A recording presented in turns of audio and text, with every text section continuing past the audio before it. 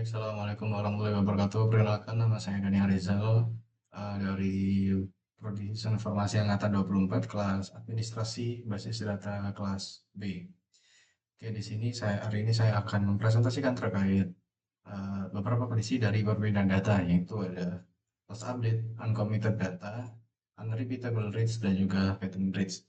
Dan di mana loss update ini, oke, sebelumnya, jadi di sini kita akan menggunakan juga sebuah studi kasus untuk terkait beberapa kondisi dari perpindahan data ini.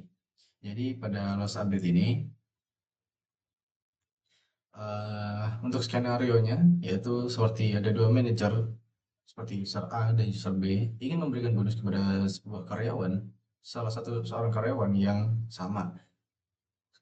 Bisa kita ambil contoh yaitu pada employee dengan nomor 10.001. Nah, di waktu yang bersamaan, gaji awal karyawan tersebut juga sama, yaitu bernilai bernilai 88.958.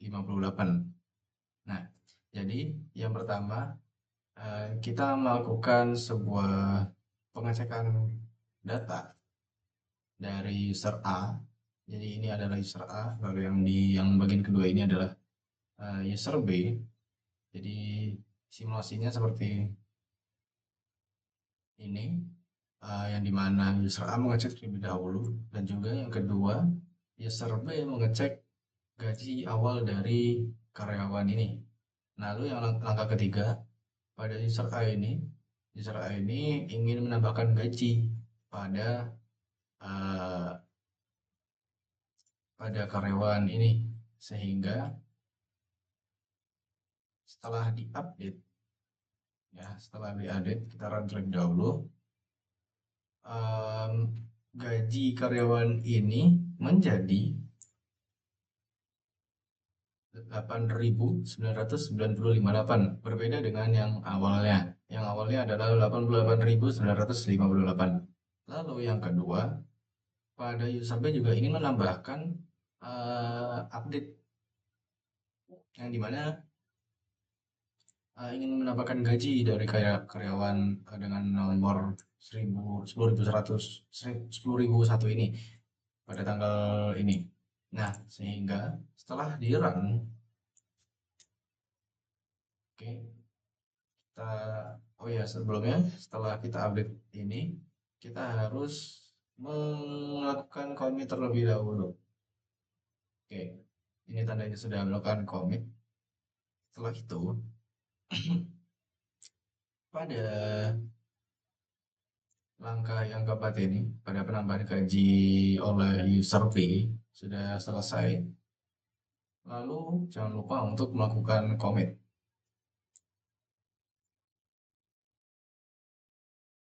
Sorry, ini kita run terlebih dahulu.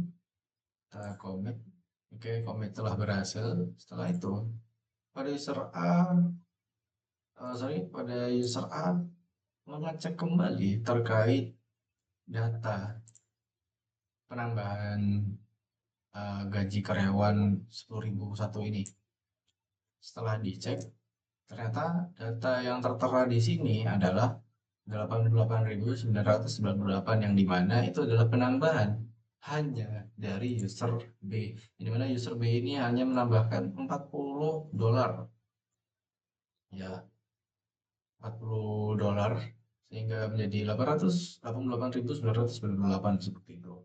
Jadi konsepnya seperti terjadi penumpukan data setelah update dari user A, setelah itu dari user B, sehingga update dari user A ini tertutupi oleh user B. Selanjutnya kita ke uncommitted data. Uncommitted data konsepnya adalah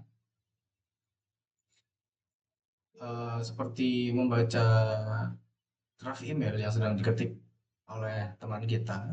Lalu pada draft tersebut Anda ingin membuat sebuah keputusan, tetapi teman kita ini ternyata salah untuk menuliskan sebuah email, sehingga langsung menghapusnya, atau kayak kalau dalam SQL itu melakukan rollback sehingga tidak jadi mengirimnya. Nah, setelah dicek lagi, ternyata keputusan saya ini didasarkan pada sebuah informasi yang kotor atau tidak pernah ada, dan yang bisa dinamakan dirty data seperti itu.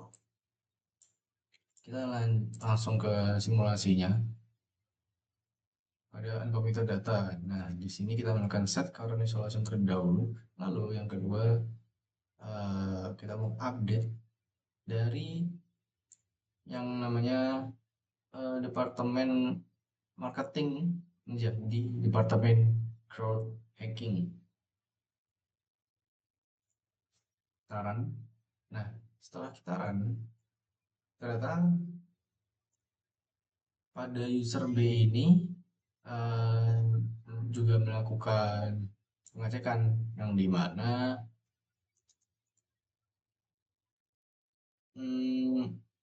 setelah di run yaitu namanya adalah crowd hacking.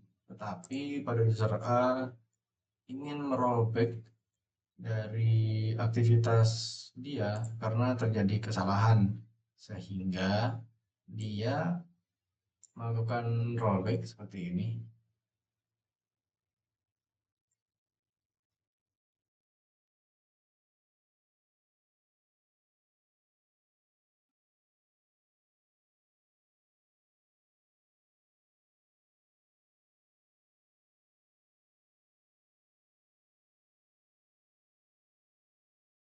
Nah, setelah itu kita cek kembali dari survei ini, data yang dimana telah diubah, yang data masih belum di-commit, belum difinalisasi dari growth hacking jadi marketing. Marketing ini adalah nama departemen paling awal sebelum diubah menjadi crowd hacking. Oke, selanjutnya lanjut ke kondisi yang ketiga, yaitu unrepeatable reads. Jadi di unrepeatable reads ini konsepnya adalah eh, adanya sebuah perubahan data yang sudah ada dari user ketika user A mengecek, lalu user B menggantinya, lalu user A di beberapa saat kemudian mengecek lagi. Jadi seperti harganya sudah berubah. Kita ke studi kasusnya saja.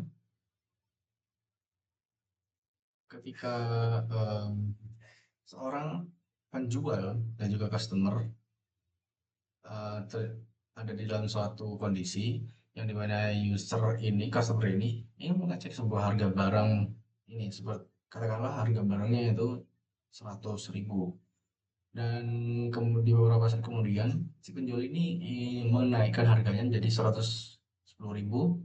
Lalu beberapa saat kemudian lagi si customer mengecek kembali harga dari barang tersebut, ternyata sudah terupdate menjadi 110.000 seperti itu. Kita ke simulasinya. Jadi pada langkah pertama kita mengecek harga awal dari barang yang ada, yaitu 72.527.